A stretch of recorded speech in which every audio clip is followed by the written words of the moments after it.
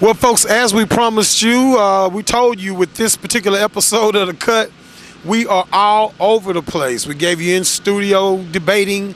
Well, not so much debate tonight with me and Richard Big Walker, but we gave you some in studio conversation about the Rockets, a lot of Rockets content. We touched on the Texans, and of course, you saw that great footage that we took out at the TSU, Texas Southern Fight Night. How about that? TSU Fight Night. We were out there covering that event. You saw some pretty cool interviews with some up-and-coming new professional fighters. And now for the downside. As always, we have to get out to Reliance Stadium and cover those Texans, and we did just that. By now, everyone knows the Texans lost 27-24 to the Indianapolis Colts. A game where the Texans got off early, looked great. Andre Johnson putting up career numbers in the first half. On the other end, on the receiving end of those Case Keenum passes, anybody who thinks Andre Johnson can't get it done, well, you might want to rethink that. You just have to have someone that can get these elite guys the football, and Case Keenum spread the ball around. You saw all of a sudden DeVere Posey is relevant in the offense, Graham was in on it. Case Keenum, in my opinion, is what you call the real deal. The guy's just a quarterback. He's a natural quarterback. How good, how great he will be long-term in his career, let it be written on the field, folks. Let it be written on the field, not by prognosticators and folks that, quite frankly, just don't know a whole lot about playing the game of football or playing the quarterback position, okay? Obviously, folks, it was a real, I'll use the term eerie experience out of Reliance Stadium, and we got some locker room interviews. So we got a brief conversation with Ed Reed that I was able to have, and a couple more things there. But I want to talk to you a little bit about just the overall atmosphere on a night that's probably going to be remembered. It's definitely going to be embedded in the thought process as the game that will bookmark this season, because it was the one that you had to have to put you on the proper pace to be able to finish the season on the pace to have an opportunity for a 9-7 record, possibly, and a shot, hopefully, at a wild card coming out of the AFC South. Wasn't any guarantees in that regard, but that was the plan. Well, that's done now. I don't see any scenario possible that the Texans could be thinking, not Super Bowl, but thinking playoffs for the 2013-14 season. So we move on from there. So then now what? Where are we? What are we playing for? Well, I think what you want to do is you want to see that maturation process with Case Keenum continue. You want to see him continue to grow and move forward in his progression. And I think if I'm the Texans coaching staff, I start putting as much on this kid as I can to get me a step further going into next season. I do believe that from what I've seen the first couple of games with Case as a starter, this is your guy going into training camp next season. But I still think you make that high draft pick of a quarterback to create that competition. You saw the Washington Redskins a couple of years ago take RG3 with the number 2 pick and turn right around and take Kirk Cousins. So that just lets you know, man, the spirit of competition works well on any roster. Talk to NFL players that all tell you competition is good for any NFL roster. And the thing about Case Keenum, if anybody were to take that job from Case, you would know you've got a heck of a young quarterback, because he's going to have to be a kid that's playing a year or two ahead of schedule, a smart kid that works very hard to be able to unseat who should now be the incumbent at quarterback for the Houston Texans, Case Keenum. It doesn't mean that Case is not going to make mistakes going forward, and it doesn't mean that he should have a short rope in the minds of Texan fans if the kid stumbles. Hey, it's a process, but this guy shows more upside than anyone that's ever worn a red jersey in practice for the Houston Texans. Talking about Case Keenum. For the rest of this roster, I think over the next few weeks here, as we get down into the deep end of the Texans schedule, you're going to find out a lot about a lot of people like Brooks Reed. I think it's a time that we're on a timeline for the Texans, a relevant timeline for them to determine who Brooks Reed is, if he's in fact to be profiled as a Houston Texan going forward. Maybe he's not that guy to be on the outside. Maybe he can put on a little weight and move inside. I've heard some that I respect say that they don't think that he's a 3-down linebacker, And if that would be the case, I say put on a little weight and make sure that he's able to play inside and be able to do it healthy. And a little more size won't hurt him to be able to take on some of those blocks from those interior linemen. Move him inside is a move that I was not down with from the beginning. But at this point, I've seen no progression in Brooks Reed as a pass rusher in a 3-4. And if you're going to stand away Phillips or any 3-4 defense, you got to be able to rush the passer from the outside. I think people have been too critical, and the expectations have been above board with Whitney Merciless. My God, folks, the guy's in his first season as a starter, and he came out of school a year early. I think we need to think about this in football terms, in more realistic terms. That's one thing we do here. We need to maybe get a grasp on that. It's not overvalue and put too higher grade on players and player potential on an improper timeline. That's not something that's going to make you, the fan base, feel good about things when you misjudge where you are and where you should be on an appropriate timeline per player. Every player is different.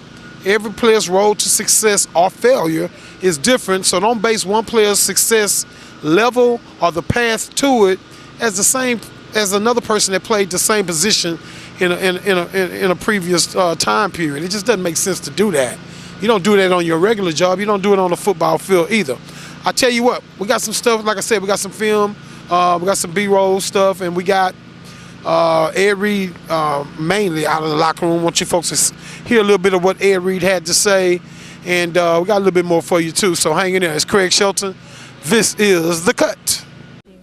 Case starting the energy that he brings. Case is a hell of a quarterback. You know, he has a lot of energy and always positive. You know, even when a mistake happens, you know, he's always positive. You know, he will take the blame if he did something that, you know, he didn't think that was right from an individual standpoint, but he understands that this is a team sport, you know. I mean, and that's all our quarterbacks, you know. All of our quarterbacks are like that, you know, and I'm sure Matt is right there in his ear helping him every time he come off the field. So that's just the character of the team. And what point did you guys were made aware of what happened with Coach? Halftime, like right before halftime, they messed the name up. They said it was somebody else, and then they came back and said it was Coach Kubiak. And was there a visible effect on the team? I didn't. No, not at all, man. You know, guys just came in and, you know, and actually felt like, you know, it was some strength that came over the team, meaning, you know, understanding what Coach was not understanding what Coach was going through, but knowing that he would want us to go out there and continue and fight and win the game. You know, we didn't win the game, you know, so I wouldn't. That's not a blame at all, you know, on what happened, you know, because you never know, you know, what God's plan is, man. You just got to go with it and know that everything is going to be all right, you know, and we know that Coach is stable now. So where does this team go now? I mean, you got your leadership on the team. We got to go back and look at this tape. We really need to go back and look at this tape, you know, and know what we need to do from a 60-minute standpoint, you know, because all of our games have been pretty decent for the most part outside of San Francisco, you know, and what was that? St. Louis was all right, you know, but for the most part we've been playing great football. It's just little things, the little things that count more, man. You know, the little things that cost you in this business. You know, it's a game of inches. To what degree is the ability to finish game? Is it physical, or is it mental, or is it almost willpower? It's all that. It's mental, more mental than anything. You know, I mean, I think we're physically in shape. You know, little mistakes like on the last punt return. You know, holding. You know, that's kind of a mental thing. You know, I'm not going to do this. I'm not even that I'm not going to do it. You're conscious of it. That can cost you. You don't put yourself in a position to make the error. Exactly. You know, so it's just the little detailed things, the little minute things that'll cost you in this game. It's a game of inches. Thank you. You're welcome. And he does things well, you know, outside the pocket. Would you say this loss is devastating, or how would you describe it? Any loss is devastating. Is there a different energy with Case out there? I mean, you can hear the crowd out there, and it just seems like the ball moves a little differently. Well, you see for yourself that he's making plays. I don't have to speak on that. done. Thanks, down there. Appreciate it. Things keeping his head up. Is finishing a game more mental or is it more physical? People says finish game, but I'm not quite sure what that means to you. It's a combination of both, just because, you know, sometimes at this point in the season, most guys are pretty much in shape, so I wouldn't say it's physically, because everybody's pretty much still playing and not really getting tired. I would say it's mental. So a couple of things that you tend to forget, you know, when you're a little tired, that slips your mind at the end of the game, where your focus is probably not as sharp sometimes, but I would probably say some mental things. I'm sure they already asked you about this before I got here, but just going into halftime and hearing that Gary had some sort of was having some medical issues. What was the mood here in the locker room? Oh, everybody was just, you know, kind of on the edge, just because, you know, anytime you have a situation like that, you know, you just seen John Fox had a heart attack or whatever the situation was with him. So that was the first thing that came to my head. And, you know, once we got the word back that he was kind of okay, everybody was kind of, you know, settled a little bit and was able to go out and focus on football. What'd they tell you? They just kind of said, you know, he went down outside and they just came back in and said the medical staff said everything was okay and, you know, he'll be all right. Kind of an empty feeling, though, not having your coach there, I would assume. Oh, without a doubt, just because, you know, he put the work in with us all week long. You never want to see someone ever go down any type of injury or illness anytime, and, you know, it was just a tough situation today. And we're just glad that he's okay. Thanks, Sean. Hey, folks, that's going to wrap it up for us tonight. I have to say good night. We'll see you guys next week. I hope you enjoyed it. We was kind of moving around with you, so I hope you really enjoyed us putting in that work. HoustonMediaWatch.com. Go check out the website. Be on the lookout for Creep Radio. And coming November 23rd, we will start broadcasting live. That's live shows, talking sports with you from 6 o'clock to 7 o'clock on Saturdays. So just stay tuned for that, and you'll be up to speed on what we're going to be doing in that regard, all right? So go check us out on the blog, and we'll have that information posted there. HoustonMediaWatch.com for Big Richard Walker. I'm Craig Shelton. This is The Cut, and we up at this. All right, later.